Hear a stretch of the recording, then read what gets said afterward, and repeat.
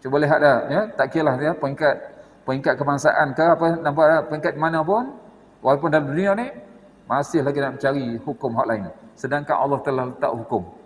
Sebab tu yang jadi apa? Kejap begini, kejap begitu, menyusahkan tak? Misalkan sedangkan hukum Allah memudahkan. Memudahkan. Rahmat Ya, rahmat pada alam. Utusan Nabi itu. Tapi orang tak nak pegang juga. Itulah bahaya dia. Bismillahirrahmanirrahim. Assalamualaikum warahmatullahi taala wabarakatuh. Al-Fatihah. A'udzu billahi minasyaitonir rajim. Bismillahirrahmanirrahim. Alhamdulillahi rabbil alamin. Ar-Rahmanir Rahim. Maliki yaumiddin. Iyyaka na'budu wa iyyaka nasta'in. Ihdinas siratal mustaqim. Siratal ladzina an'amta 'alaihim ghairil maghdubi 'alaihim waladdallin.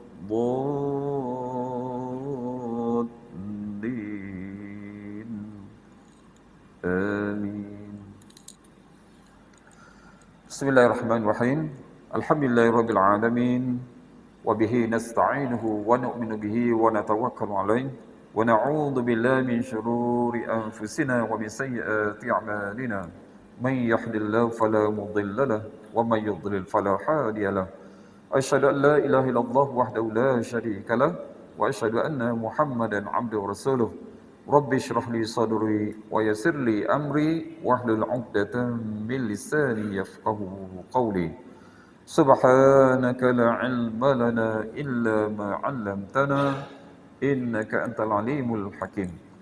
Allahumma aftah bainana wa baina qaumina bil haqqi wa anta khairul fatihin. Allahumma faqihna fid din wa 'allimna 'ilman nafi'an ya arhamar rahimin. Amma ba'du. Alhamdulillah yang dimuliakan lagi dikasihi para jemaah muslimin muslimah yang dirahmati dikasihi lagi disayang Allah Subhanahu wa taala. Bersyukur kita kepada Allah SWT di pagi yang penuh kebahagiaan, keberkatan ini kita ditempatkan di rumah Allah SWT semata-mata dengan anayah taufik, kasih sayang, rahmat kepada Allah SWT. Alhamdulillah kita dapat tunaikan fardhu subuh berjemaah dan dapat kita langsungkan lagi dalam pelajaran tafsir. Jadi insya-Allah kita lihat surah An-Nisa, surah An-Nisa ayat 159. 159. Baik, ayat lepas kalau kita masih ingat, banyak dalam penghujung ni diceritakan tentang kisah Nabi Isa alaihi salam, perjuangannya dan mana Allah Taala telah selamatkan dia.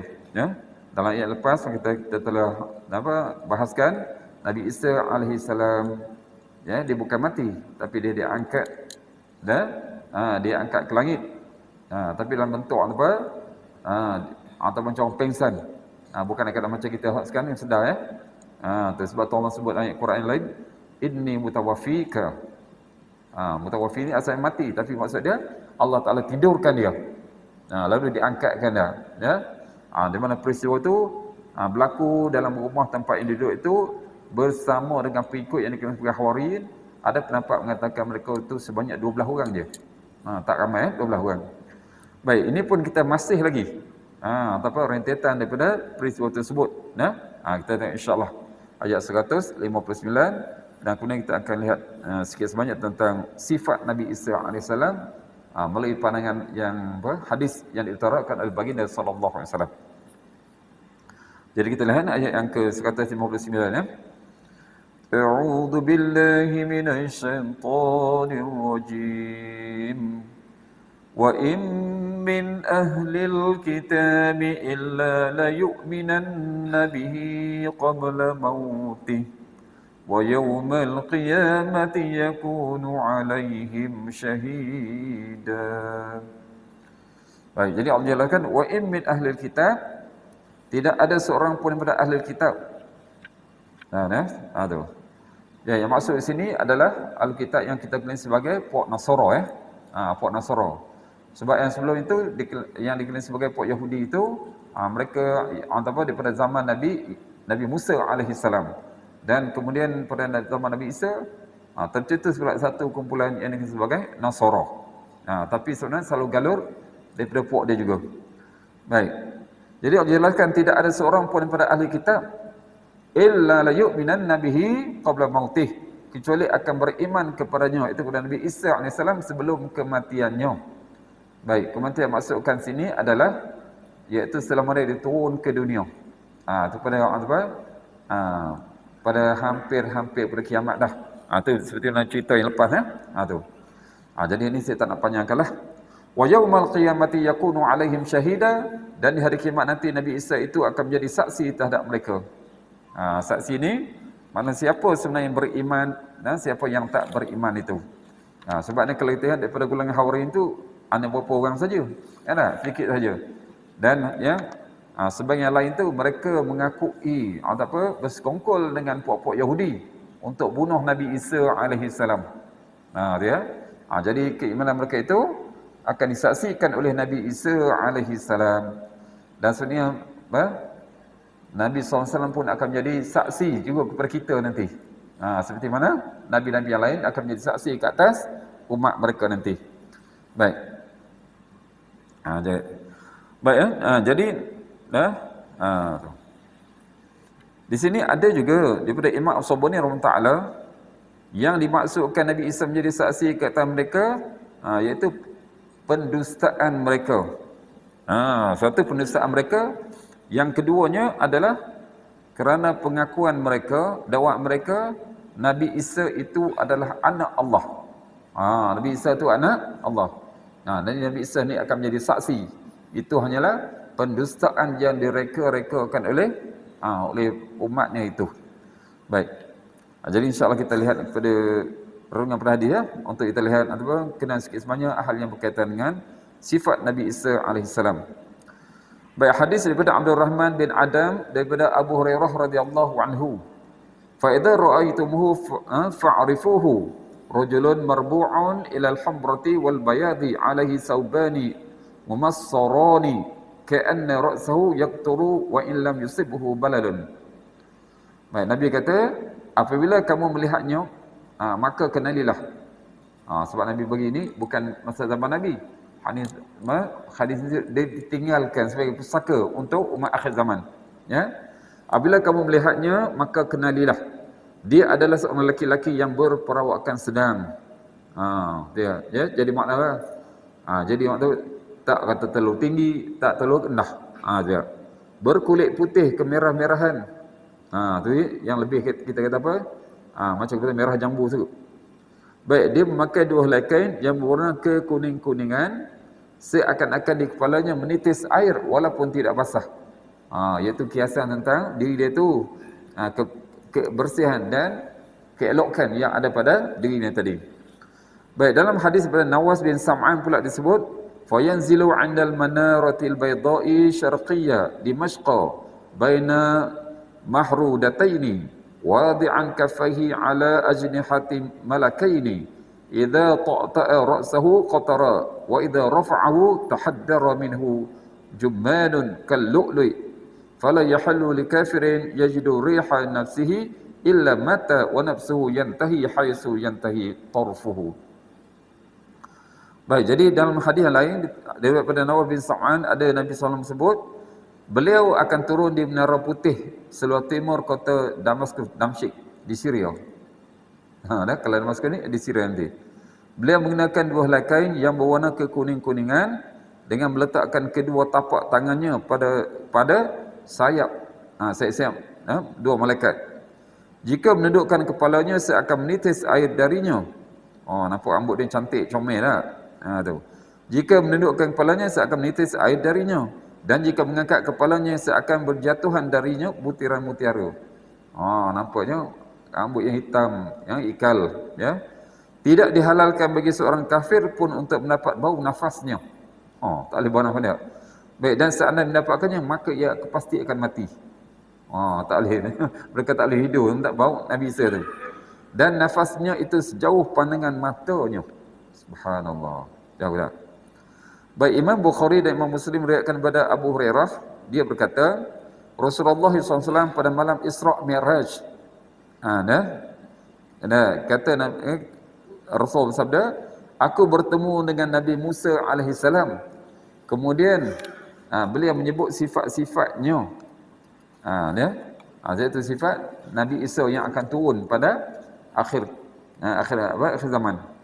Dia adalah seorang lelaki yang aku kira katanya dia tidak terlalu tinggi. Nampak kata itu yang sederhana tadi. Tak terlalu tinggi, memiliki rambut yang beromak, beralun. So akan dia adalah seorang lelaki dari Bani Syanu'ah. Baginda menunjukkan lagi, dan aku bertemu dengan Isa alaihissalam. Lalu beliau menyebutkan sifat-sifatnya. Ia berperawakan sedang. Tak tinggi, tak terendah. Berkulit kemerah-merahan, merah jambu tu. Seakan-akan ia baru keluar dari pemandian. Maksudnya badannya tu macam orang keluar daripada bilik air mandi, nampak segar. Baginda bersabda, aku bertemu dengan Ibrahim dan aku adalah keturunan Ibrahim yang paling mirip dengannya. Itu Rasulullah. Baik, dalam riwayat lain Imam Bukhari meriwayatkan daripada hadis Mujahid daripada Ibnu Umar radhiyallahu anhuma, dia berkata, Rasulullah sallallahu alaihi wasallam bersabda, Ra'aitu Musa wa Isa wa Ibrahim fa ma Isa fa ahmaru ja'dun aridul sadri wa amma Musa fa adama jasimun sabtun ka'annahu min rijali zutti. Baik, sabda Rasulullah itu ceritanya pada zaman pada malam Mi'raj itu juga. Aku telah melihat Musa, Isa dan Ibrahim. Adapun Isa warna kulitnya putih kemerah-merahan. Bagi merah jambu dia. Rambutnya ikal. Nampak tak? Beralun dan hitam tu. Dan dadanya bidang. Sasa dada ya. Baik, betul lah. Takkan nak dada kecil pula kan. Sebab dia yang bunuh Dajjal. Mesti orang hebat. Baik, adapun Musa, warna kulitnya sawo matang. Nak macam orang Melayu sikit ya. Ni Musa dah. Tubuhnya kekar dan rambutnya lurus.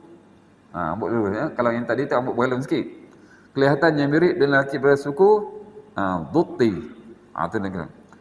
Dan juga riwayat daripada Imam Bukhari Muslim daripada Nafi' radhiyallahu ta'ala katanya, Abdullah bin Umar radhiyallahu anhu berkata, satu hari Rasulullah SAW menceritakan kepada manusia tentang Al-Masih Dajjal.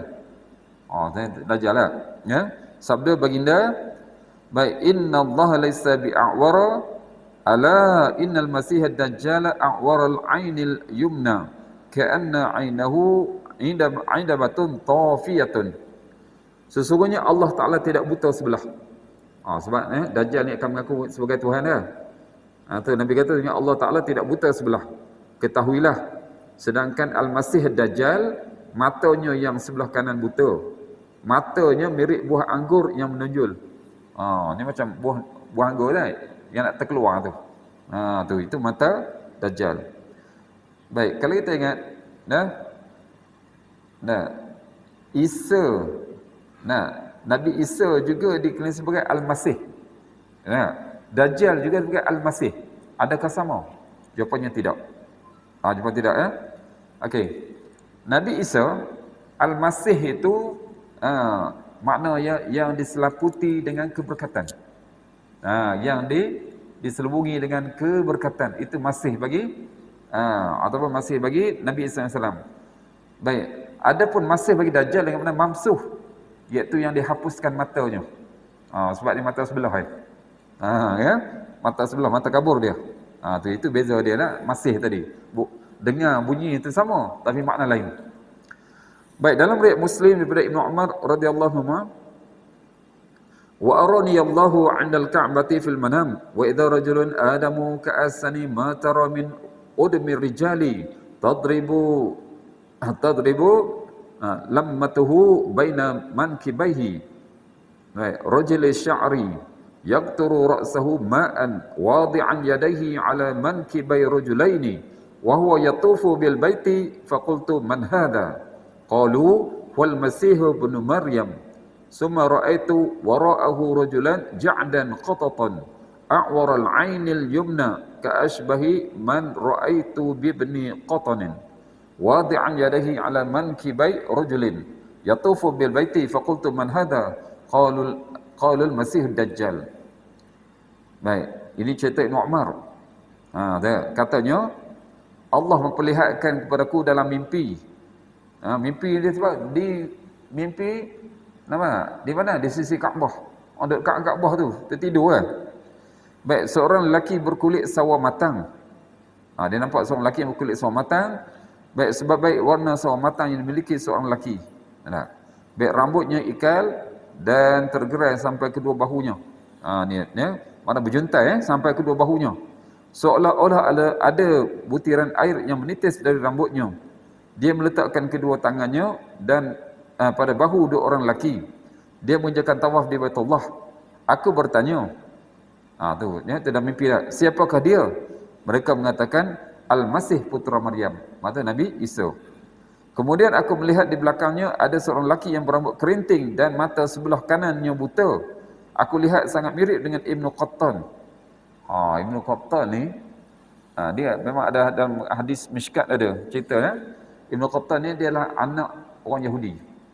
Sepasang Yahudi ni mereka ni lanjut usia tapi tak ada anak. Tak ada anak tapi kemudian Allah kurniakan anak dia. Dan anak dia tu dikenal sebagai Ibnu Qattan. Ibnu Qattan. Dan sifat dia tu 100% macam Dajjal. Tu sifat yang ada pada Ibnu Qattan tu macam Dajjal. Sehingga pernah Sayyidina Umar minta kepada Rasulullah, "Ya Rasulullah, aku nak bunuh dia." Tapi Nabi kata kepada Sayyidina Umar, "Ya Umar, sekiranya dia Dajjal, bukan engkau yang membunuhnya, Isa yang akan bunuhnya." Nabi Umar tak Sayyidina Umar tak bunuh lah. Sayyidina Umar fahamlah dia. Okey. Baik, Ibnu Qattan, dia meletakkan kedua tangannya pada bahu seorang lelaki sambil bertawaf di Baitullah. Aku bertanya, siapakah dia? Mereka menjawab, Al-Masih Dajjal.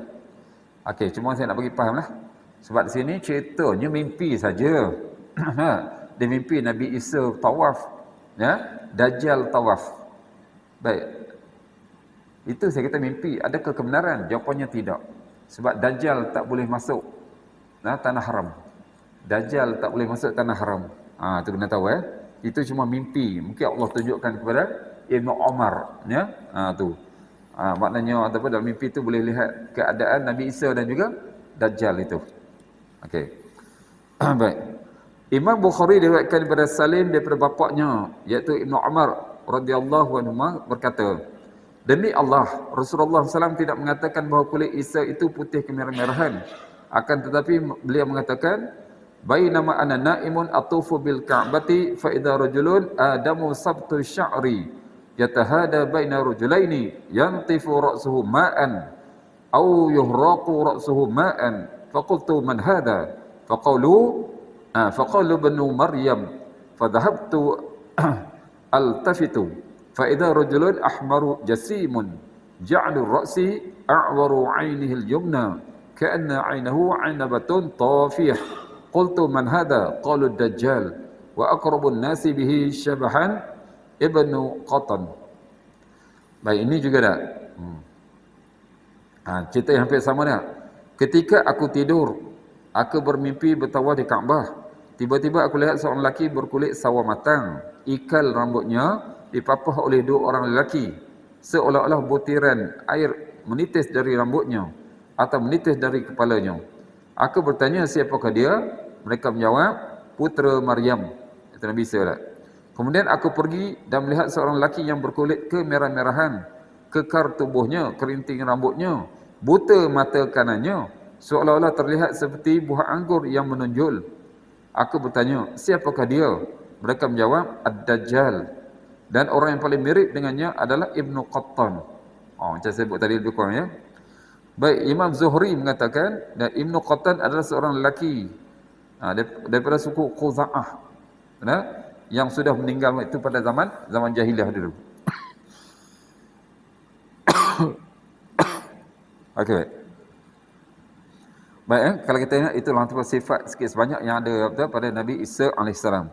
Baik, kemudian pada ayat yang kita tadi Allah sebut, wa yaumal qiyamati yakunu alaihim syahida. Dan pada hari kiamat Nabi Isa akan menjadi saksi bagi mereka.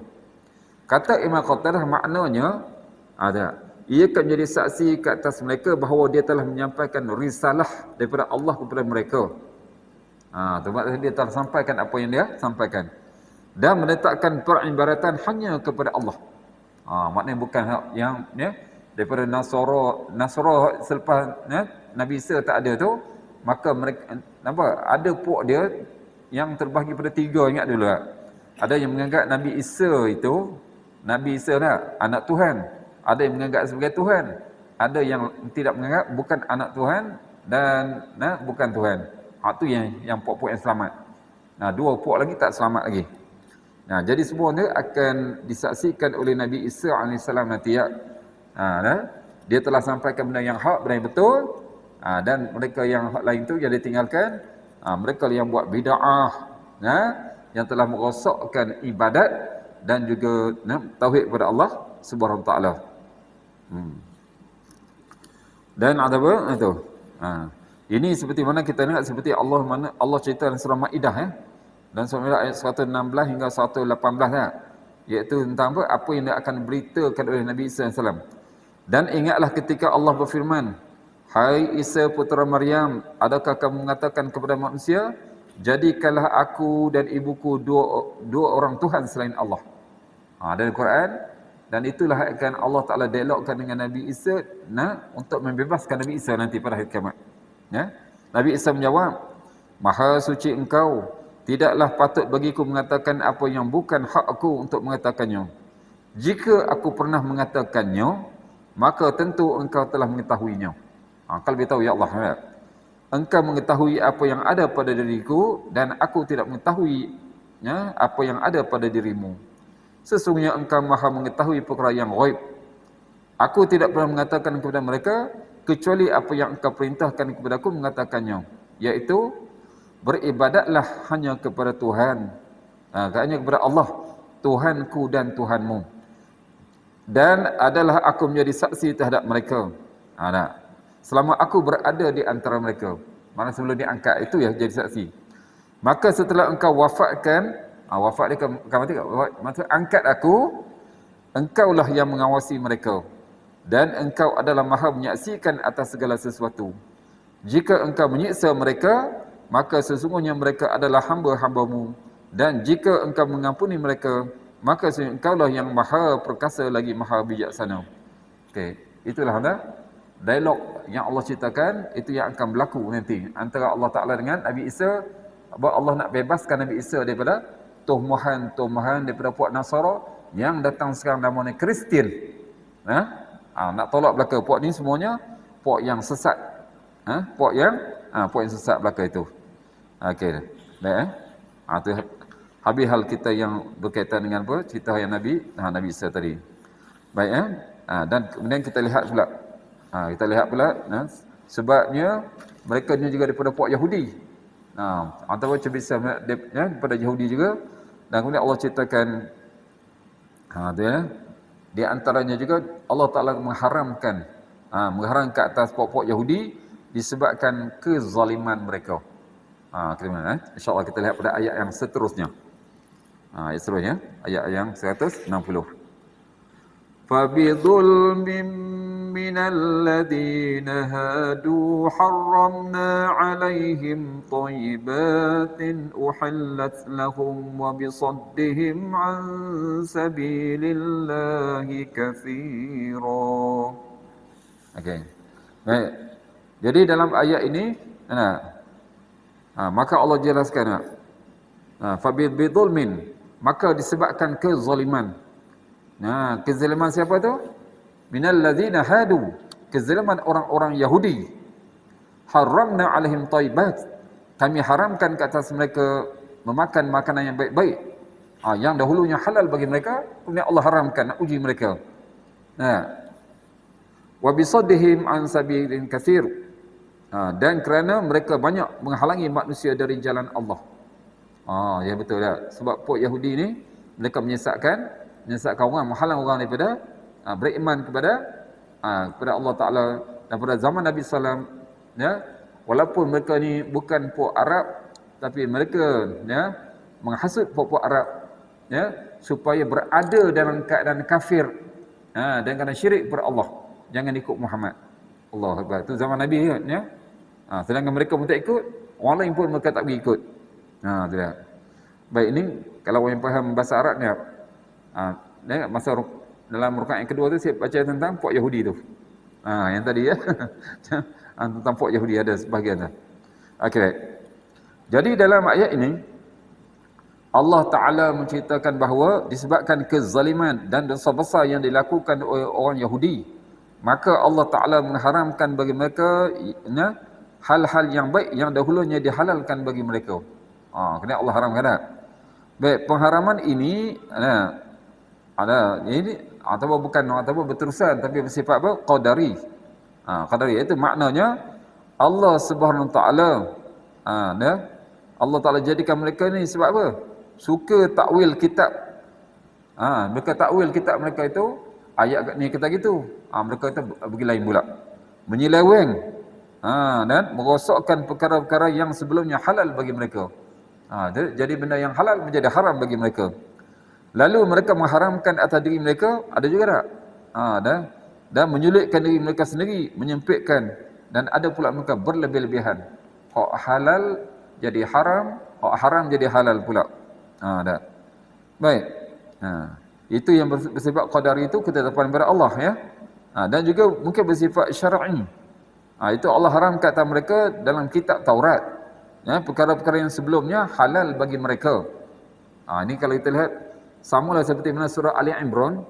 Dalam surah Ali Imran ayat 93. Ba'da billahi syaitanir rajim. Kullu ta'ami kana halal li bani Israila illa ma harrama Israilu ala nafsihi min qabli an tunazzala Taurah. Semua makanan adalah halal bagi Bani Israel. Itu Allah sebut ya, kecuali kecuali makanan yang diharamkan oleh Israel. Israel maksud itu Nabi Yaqub lah. Untuk dirinya sendiri sebelum turunnya Taurat. Sebelum turun ya. Baik, ini pun saya dah sebut dahulu. Nabi Yaqub alaihissalam diharamkan tadi itu bukan daripada Allah Taala. Diharamkan memakan daging unta. Jadi maka pokok Yahudi lepas tu tak boleh makan dah. Buat sementara tu lah tak boleh makan sampai syariat kita lain pula ya, boleh makan tu. Baik. Nabi Yaqub AS diharamkan makan daging unta, itu bukan haram yang syar'i, tetapi dia tak nak makan sebab tak nak bermewah. Tu dia nak makan benda yang kita apa? Hak biasa-biasa saja, tak nak tunjuk macam orang ada. Kan orang makan sedap-sedap ni orang kaya sikit kan. Dia tak nak jadi macam hamba Allah Ta'ala yang zuhud. Itu ya. Bukan salah dia tak. Macam kita lah. Contoh dah. Ada orang kata, ada orang tak?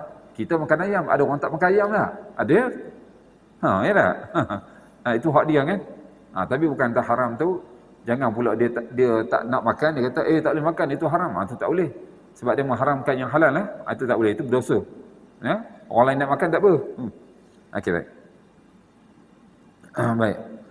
Dan maksud di sini adalah seluruh makanan dahulunya halal bagi mereka sebelum diturunkan kitab Taurat, kecuali yang diharamkan oleh Nabi Yaqub sendiri kat atas dirinya, iaitu daging unta dan susu. Kemudian Allah Ta'ala mengharamkan banyak lagi makanan dalam kitab Taurat. Kalau kita lihat dalam surah Al-An'am, surah makanan ni, ayat 146. Ba'da minasyaitanir rajim. وعلى الذين هادوا حرمنا كل ذي زفر ومن البقر والغنم حرمنا عليهم شحومهما إلا ما حملت ظهورهما أو الحوايا أو ما اختلط بعزم ذلك جزيناهم ببغيهم وإنا لصادقون. Nampak tak? Allah Ta'ala menyusahkan ni sebab mereka ni orang yang derhaka kepada Allah. Baik. Ini surah An-Na'am ya. Allah berfirman, dan kepada orang-orang Yahudi kami haramkan segala binatang yang berkuku. Tu untuk mereka tak sebab tu turun dalam kitab mereka tu. Semua binatang berkuku tak boleh makan. Tu bukan sekadar itu dah. Dan lembu dan kambing habis semua tak boleh makan belaka. Sedangkan kita sekarang sebut kambing semua nak pergi belaka lah. Ya. Allah. Baik, kami haramkan atas mereka lemak dari kedua binatang itu. Lemak pun tak boleh. Tak. Sebab zaman dulu, zaman sekarang pun ya juga tak. Minyak sapi tu ambil daripada binatang, terutama lembu kan. Lembu ya. Minyak sapi yang orang masak nasi minyak apa kan. Tu. Baiknya. Baik, kami haramkan atas mereka lemak dari kedua binatang itu, baik selain lemak yang melekat di punggung kedua, di keduanya. Tu mana lemak yang apa lekat orang yang tak boleh buang lah, sebabnya apa ada dekat dekat tulang tu yang, atau yang di perut, yang di perut besar dan usus, atau yang bercampur dengan tulang, habis semua mereka tak boleh, susah je mereka. Demikianlah kami hukum mereka disebabkan penderhakaan mereka. Nampak tak? Sebab derhakanya mereka. Dan sesungguhnya kami adalah maha benar. Tu. Jadi Allah hukumkan orang Yahudi ya.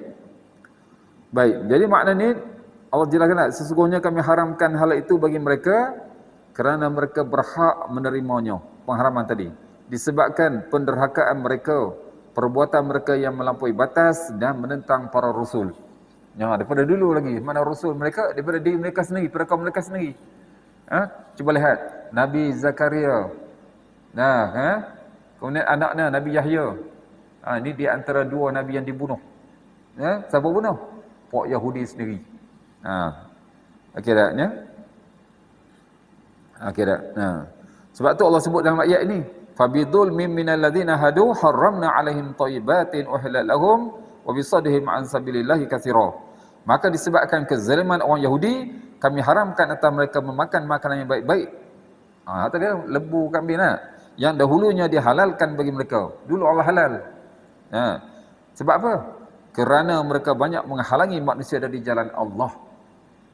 Maka mereka buat kemungkaran tadi. Iaitu mereka menghalang manusia, malahan diri mereka sendiri untuk mengikut kebenaran. Inilah tabiat mereka yang dimiliki mereka sejak dahulu sampai sekarang. Sampai sekarang zaman kita ni. Oleh kerana itu mereka menjadi musuh para rasul. Mereka membunuh nabi serta mendustakan Nabi Isa. Pok Yahudi mereka tolak Nabi Isa dan juga Nabi Muhammad yang kemudian. Lagilah mereka tolak tak? Sebab Nabi Muhammad ni bukan daripada pok Yahudi tadi. Terbenci mereka kepada orang Arab nak. Sampai sekarang nampak tak? Orang Palestin pula yang dimangsa ya. Sebab benci mereka berketurunan Arab mereka. Okey tengok ya. Itu dosa mereka sebab apa? Sebab dulu mereka telah mengubah hukum dan mereka menghalang manusia daripada beriman kepada Allah Taala. Baik. Itu dosa mereka. Baik, ada lagi? Ya, tengok. Wa akhdhihimur riba wa qad nuhu anhu wa aklihim amwalan nas wa aklihim amwalan nas bil batil wa'tadna lil kafirin minhum 'adaban alima. Ini panggil mereka lagi Allah sebut. Wa akhdhimur riba wa qad nuhu anhu, dan disebabkan mereka memakan riba padahal sesungguhnya mereka telah dilarang daripadanya. Nampak tak? Riba ni bukan saja umat Nabi Muhammad SAW yang dilarang, sejak dulu lagi. Sebab riba ni penindasan, kezaliman. Allah Taala tak suka. Iaitu makan harta orang tanpa hak. Tu riba tadi, ya. Baik, yakni Allah Taala telah melarang mereka daripada mengambil riba, tetapi mereka tetap memakan dan mengambilnya. Malahan mereka melakukan berbagai macam tipu daya untuk menghalalkan perbuatan mereka dan berbagai syubhat yang mereka timbulkan. Sebab tu dengar dalam Quran Allah sebut tak? Allah sebut apa? Allah sebut wa ahallallahu al-bai'a wa harrama riba. Allah menghalalkan perniagaan dan mengharamkan riba. Tapi mereka tak boleh terbalik. Terbalik. Allah menghalalkan riba. Jadi balik itu. Allah menghalalkan riba. Itu yang merosaknya. Baik, jadi mereka pun makan harta orang lain dengan cara yang batil. Riba cara batil, cara yang kita panggil menindas. Oleh sebab tu Allah jelaskan mereka ni tak ada lain lagi. Wa'tadna lil kafirin minhum 'adaban alima. Kami sediakan untuk orang-orang kafir di antara mereka itu siksaan yang pedih. Iaitu tak ada lain, tempat kembali mereka adalah neraka pada hari kiamat nanti. Neraka lah tempat mereka tadi. Allahu Akbar. Jadi itulah yang Allah ceritakan, keburukan orang Yahudi banyak tak? Ya. Kita ingat tak daripada surah Baqarah lagi? Ya? Ya? Cerita sejak zaman mereka lagi, zaman apa? Zaman Nabi Musa. Kemudian datang zaman Nabi Isa. Ya? Kemudian Al-Quran juga Allah cerita apa? Zaman Nabi Muhammad sallallahu alaihi wasallam. Sedangkan Al-Quran sedang turun masa itu. Ya, betapa dahsyatnya apa keadaan puak Yahudi ni, memang tak nak berubah. Okey. Baik, jadi setelah mana Allah ceritakan itu keadaan puak Yahudi, juga termasuk mereka yang derhaka kepada perintah Allah Taala. Allah tinggal Jadi Allah kembali semula kepada orang yang beriman. Orang beriman tak macam itu. Tengok ayat seterusnya. لكن الراسخون في العلم منهم والمؤمنون يؤمنون بما أنزل إليك وما أنزل من قبلك والمقيمين الصلاة والمؤتون الزكاة والمؤمنون بالله واليوم الآخر أولئك سنؤتيهم أجرا عظيما. Sebab Allah Ta'ala bukan kutuk semua orang Yahudi. Sebab apa? Di antara orang Yahudi tadi ada yang beriman. Sebab tu Allah bagi pengecualian di sini. Lakinir rasikhuna fil ilmi minhum. Allah sebut, tetapi orang-orang yang mendalami ilmu di antara mereka. Yang dimaksud ini adalah orang-orang yang teguh berpegang dengan agama, pegang agama yang asal dan memiliki ilmu yang kukuh, bermanfaat. Jadi macam Allah kritik puak Yahudi itu sama juga, ingat macam orang kritik Allah kritik sekarang tanpa kita sedar. Al-Quran dah ada depan kita, tapi ada lagi orang cari hukum-hukum lain. Cuba lihat dah, tak kiralah dia peringkat kebangsaan ke apa, nampak peringkat mana pun, walaupun dalam dunia ni masih lagi nak mencari hukum hak lain, sedangkan Allah telah letak hukum. Sebab tu yang jadi apa? Kejap begini, kejap begitu, menyusahkan tak? Menyusahkan. Sedangkan hukum Allah memudahkan. Memudahkan. Rahmat Ya, rahmat pada alam. Utusan Nabi itu. Tapi orang tak nak pegang juga. Itulah bahaya dia. Okay. Baik. Jadi Allah jelaskan tak? Di antara mereka ini ada yang beriman. Di antara mereka ni ada yang beriman. Sebab tu orang sebut ar-rasikhun. Sebab apa? Mereka ni mantap berpegang dan ada ilmu. Yalah, kalau kita sekarang ni tak, Al-Quran ada tapi tak tahu isi kandungan. Mantap benda. Okey tak? Baik, jadi sebab tu Allah sebut ar-rasikhun fil ilmi tadi. Dan kemudian Allah sambung ni wal mu'minun. Wal mu'minun, mana dan orang yang beriman. Orang yang beriman mereka ni sebab apa?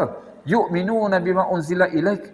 Mereka beriman kepada apa yang diturunkan kepadamu, iaitu Al-Quran. Wa ma unzila min qablik, dan apa yang diturunkan sebelum, iaitu apa dah? Dulu, kitab Taurat, Injil sebagainya. Baik, kata Ibn Abbas, tafsir ayat ini katanya, ayat ini turun berkenaan dengan beberapa orang sahabat daripada orang Yahudi yang menerima Rasulullah. Yang paling besar sekali adalah Abdullah bin Salam. Selalu kalau tafsir mesti datang ni Abdullah bin Salam yang saya sebut dia pendeta Yahudi, dia beriman sejak dahulu, dan bila datang Nabi SAW ke Madinah, dia terus beriman dengan apa dia buat oleh Nabi SAW. Abdullah bin Salam, ada ke Sa'labah bin Sa'yah, Asad, Zaid bin Sa'yah, serta Asad bin Ubaid. Mereka masuk Islam dan membenarkan risalah yang dibawa oleh Nabi SAW. Kenabian Rasulullah mereka terima, dan Al-Quran mereka beriman dan beramal. Tu. Baik, itu Allah sebut mereka ni bukan macam Yahudi Allah sebut yang Allah kutuk laknat tadi tidak. Sebab apa? Mereka beriman dengan kitab yang terdahulu dan juga apa yang dibawa oleh Nabi SAW. Baik, kemudian selain pada itulah, baik, cuba tengok tu keadaan mereka wal muqiminas salah. Mereka mendirikan solat. Solat ni solat yang dibawa oleh Nabi SAW. Solat macam kita solat. Itulah Abdullah bin Salam dan sahabat-sahabatnya tadi, mereka solat macam kita. Tak macam Yahudi sekarang, nampak yang saya sebut lah. Pakai jaket. Labuh macam jubah juga tak. Kemudian pakai topi lagi. Pergi ke Baitul Maqdis di dinding. Sebelah mereka tu, sebelah mereka, sebab kita ada sebelah Islam dan sebelah mereka tu. Duk angguk-angguk di dinding tu, benda. Ya tak? Solat apa?